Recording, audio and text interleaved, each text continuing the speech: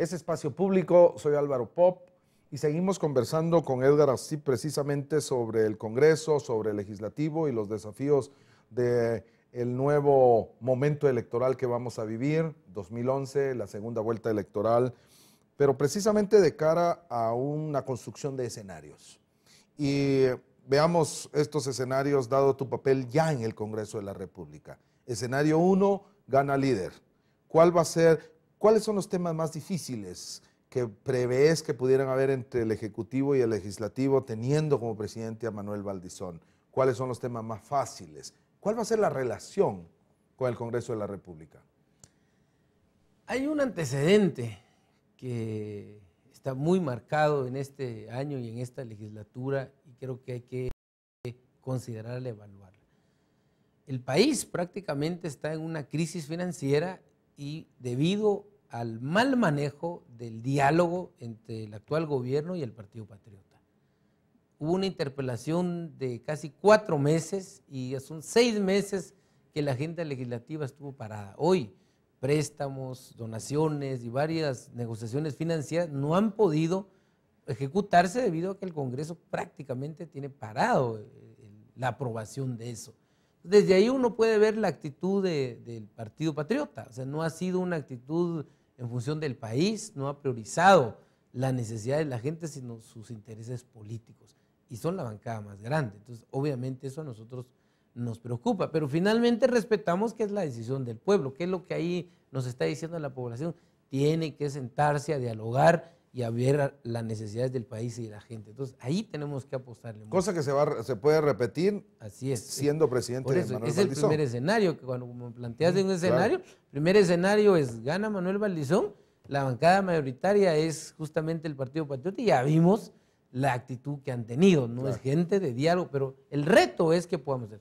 La otra gran ventaja es que sumando los demás partidos podríamos tener una mayoría, digamos, muy práctica para poder avanzar y estamos viendo que muchos de la bancada de la UNE, por ejemplo, logró renovarse, no entraron casi todos sus diputados tradicionales, se renovó un poco, creo que lo vemos una bancada con gente de diálogo, ahí hemos estado viendo un poco los perfiles, incluso la misma UCN que tiene también entre casi 14 diputados, no todos son reelectos, hay varios jóvenes, entraron, digamos, gente con una nueva experiencia que creo que también se puede dialogar. Entonces, vamos a tener que sentarnos, vamos a tener que dialogar, vamos a tener que hacer una agenda de país y de ahí porque la estrategia que Manuel Valdizón desde el primer día salió hablando de esa cruzada nacional, ¿verdad? Tenemos que juntarnos y él está planteando ya una agenda legislativa, ¿verdad? Hacer una alianza legislativa donde veamos las necesidades de este primer año para en función de este presupuesto que es importantísimo.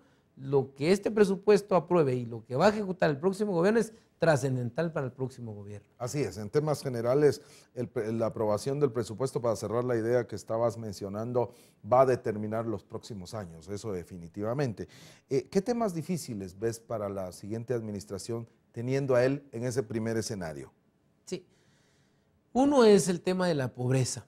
Nos ha rebasado la pobreza, el 51% de nuestros niños están en una desnutrición crónica, somos una vergüenza a nivel de Latinoamérica como número 1, tercero en el mundo, y la pobreza en eso, educación, empleo, pero también el tema de seguridad, o sea, el país desarticuló su sistema de seguridad, su institucionalidad, hay un gran riesgo de organizaciones criminales el narcotráfico que se han infiltrado en el país y que uno no puede descartar que el Estado incluso, digamos, esté infiltrado. Ese es un gran reto para el próximo gobierno. ¿Y la solución estaría en asignar más recursos a estos temas en el presupuesto? Uno es precisamente el fortalecer ese sistema para tener no solo la parte de equipamiento, un recurso humano capacitado, sistema de investigación, inteligencia, sino la capacidad de reaccionar, de estar en los lugares.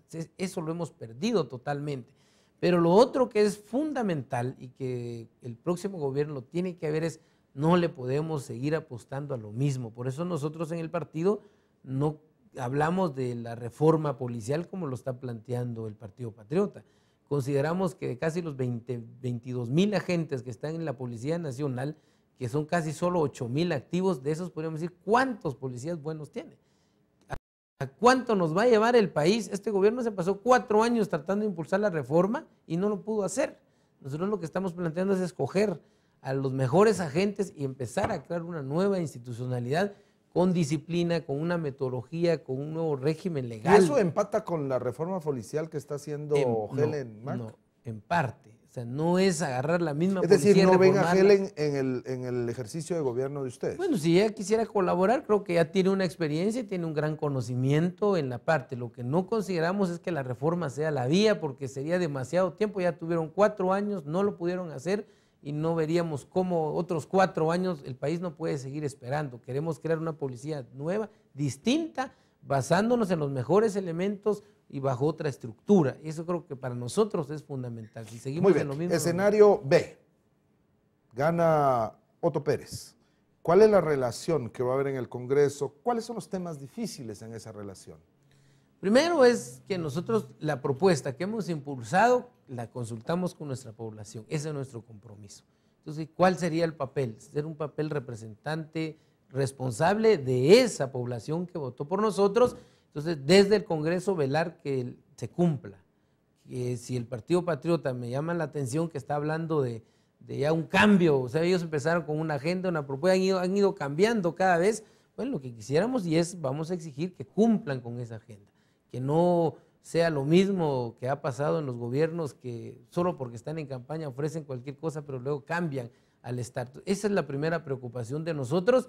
Y la segunda es obviamente la agenda social, la agenda indígena, la agenda de la participación de la gente, que haya un gobierno incluyente, que el presupuesto, tratar de incidir en el presupuesto y la fiscalización. Creo que son de las dos cosas que un Congreso debe hacer, ¿verdad? La parte de la legislación en función de un pueblo y la fiscalización para que se cumpla con lo que se ha programado y con lo que la población está pidiendo. ¿Cuál es tu opinión de la gente que cambia de partido?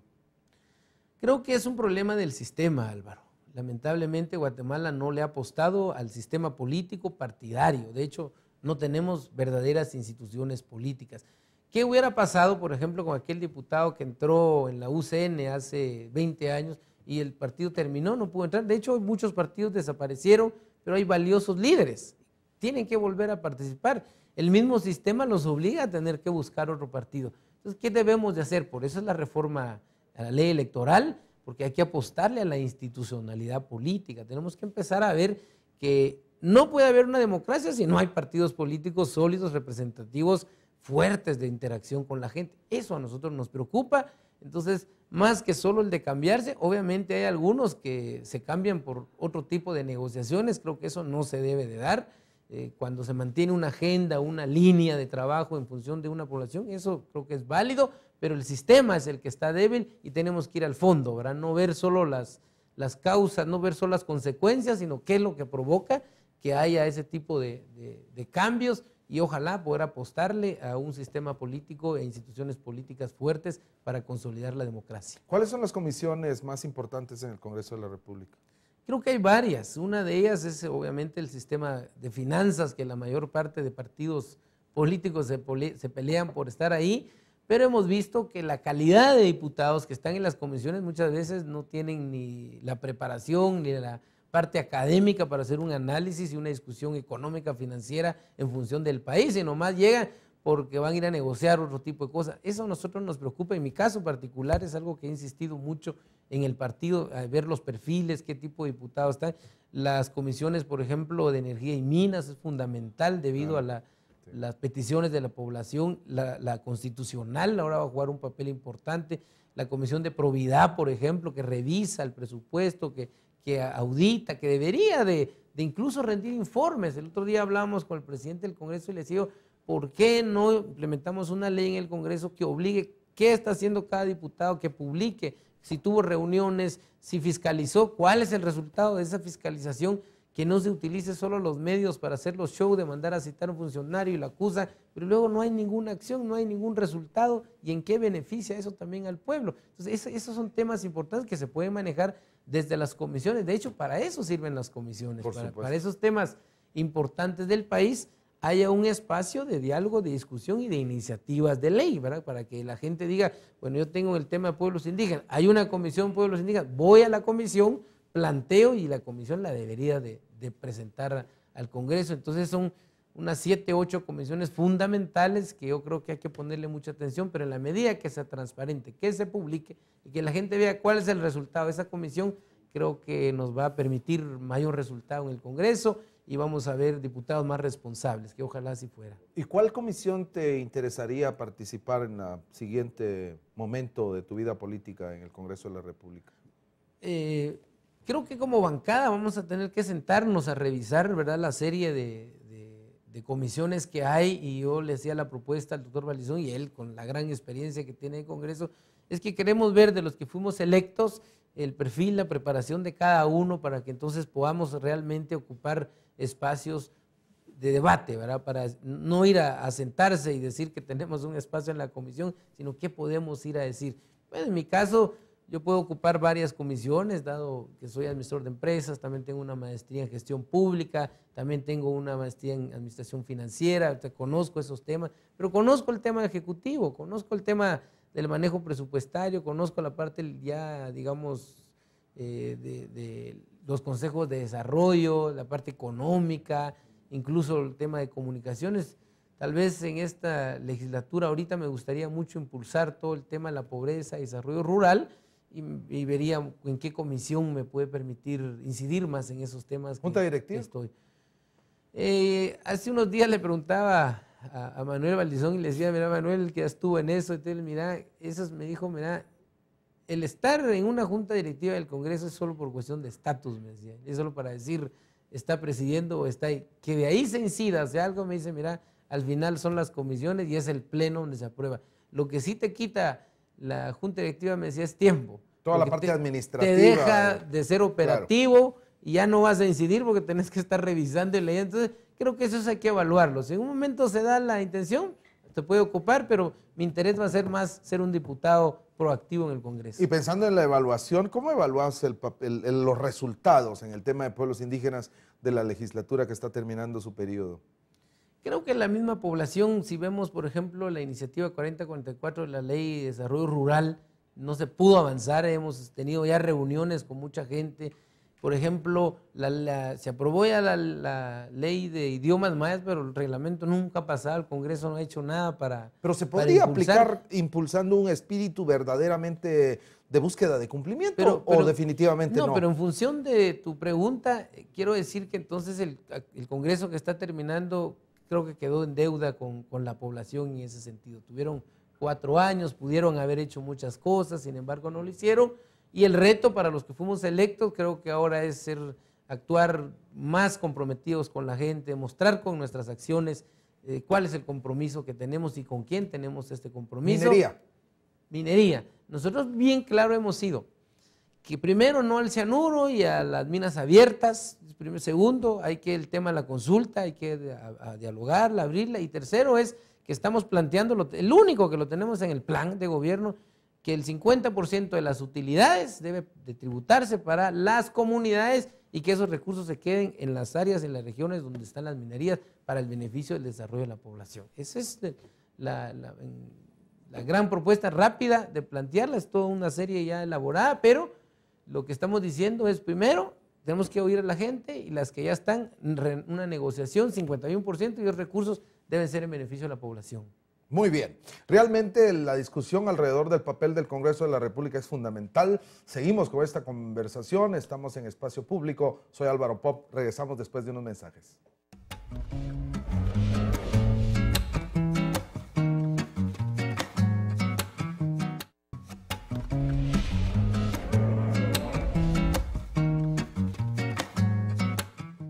Espacio Público. Estamos cerrando este programa en donde hemos aprendido mucho sobre el Congreso de la República y los desafíos que a continuación van a tener. Conversamos con Edgar Arcip, alguien que ha tenido una experiencia importante, significativa en el ejercicio de la política nacional, e importante para nosotros, los pueblos indígenas, que vemos como dirigentes venidos de la base, venidos de procesos más comunitarios, están haciendo un nuevo proceso. Precisamente para hablar de esas cosas nuevas y sabiendo de que hay importantes desafíos de país y a manera de conclusiones, Edgar, tenemos una inquietud muy importante desde TV Maya y desde la Academia de Lenguas Mayas. Este es un esfuerzo intercultural, entonces nos gustaría que nos contaras cómo ves desde el Congreso de la República ahora que ya estás en el Congreso, porque la toma de posesión será el 14. Sí, el formalismo. El formalismo del cambio, que va a ser un acto muy emocionante. Hemos visto escenas significativas en todas las tomas de posesión, pero además de esto, en ese ejercicio, ¿cómo se puede apoyar a la televisión que es del pueblo y a la televisión que en ese sentido no solo es del pueblo, sino es nuestro pueblo? ¿Qué podemos hacer? ¿Qué podemos esperar? Y finalmente tus conclusiones en este programa. Bueno, primero creo que hay que valorar lo que ya se ha logrado. Ya el canal se tiene, la frecuencia se tiene, aún con las limitaciones y con el poco apoyo está funcionando el canal. Hay que felicitar a los directivos, a la gente que está poniendo, pero definitivamente hay que apoyarlos. Desde cuando fui director de FONAPAS, nosotros hicimos varios convenios con la Academia de Lenguas Mayas y apoyamos para trabajar y el impulso de varias iniciativas. Y desde ahí me di cuenta que este canal, no solo la importancia que tiene es trascendental, porque nuestra población necesita su medio de comunicación, informarse, conocer qué está pasando, pero además es un medio de comunicación enfocado hacia nuestra cultura. Y creo que lo tenemos que valorar, le tenemos que darle espacio y le tenemos que apoyar. A mí me gustaría ya como diputado electo tener ya una reunión con la Junta Directiva, por ejemplo, en estos últimos días, y aprovecho el espacio para decir que estoy completamente a las órdenes, poder platicar y ver cuál es el presupuesto, cuál es la planificación que tenga y qué puedo hacer yo desde el Congreso. Cuando lo decía al inicio, quiero ser un diputado representante que va a tener diálogo, que va a salir, que va a estar en contacto con la gente. Precisamente esa es parte de esa agenda. Me interesa que este sea un canal fuerte, que sea un canal que esté en todos lados. Estoy enterado que no hay repetidoras por falta de recursos, entonces no podemos llegar a toda la población. Se está haciendo un gran trabajo, pero no se conoce. Ese es un reto y yo estaría en toda la disposición de apoyar en todo lo que pueda desde el Congreso, de ser un gestor, de ser un representante, y tenemos que tener un canal digno de nuestra población, especialmente en nuestros pueblos. ¿Qué expectativas vamos a tener y vamos a sentir que se van a cumplir en los próximos 4 años teniendo a Edgar Arcip como un maya en el Congreso de la República? ¿Qué a manera de conclusión del programa? Es un gran reto, mi primera experiencia en el Congreso, aún cuando ya he tenido un poco más de 16 años de trabajo en el gobierno, la gestión pública, preparación, relación con la gente, pero la parte política por excelencia en el país es el Congreso. Creo que ahora el reto ahí es poder incidir, poder trabajar, poder representar, poder operar y poder impulsar una agenda que vaya en función de nuestra población. Ese es mi interés, ese es el reto que yo me he propuesto, y quisiera desde esta tribuna decirle a la población que estoy para servirle, que yo voy a tratar de ir a las reuniones, a los consejos departamentales, a los grupos sociales para poder tener esa interacción y que juntos podamos construir un país que de verdad pueda poner en la prioridad una agenda de pueblos indígenas. El tema de la pobreza me preocupa, la salud, el tema de la educación y generación de empleo. Nuestra población ha sido un pueblo maya que con su trabajo nos ha dado un ejemplo de vida, de lucha, de esfuerzo, de estar presente, de estar de pie, y creo que ha llegado el momento de que ocupemos los espacios que debemos tener, y para eso sirve llegar a un lugar público, para servir, para demostrar que sí se puede. Espacio Público agradece la presencia de Edgar Arcip. Sabemos que esta conversación no ha terminado, hay mucho que seguir diciendo durante todo este tiempo que viene a continuación. Agradecemos que ustedes nos hayan escuchado, igualmente la comunicación que pudieran tener con todos nosotros. Decimos, con ser honestos, basta. Y en realidad ese es el esfuerzo que estamos haciendo de comunicación, de articulación en este proyecto maravilloso de comunicación. Muchísimas gracias por estar con nosotros. Seguimos en la siguiente oportunidad.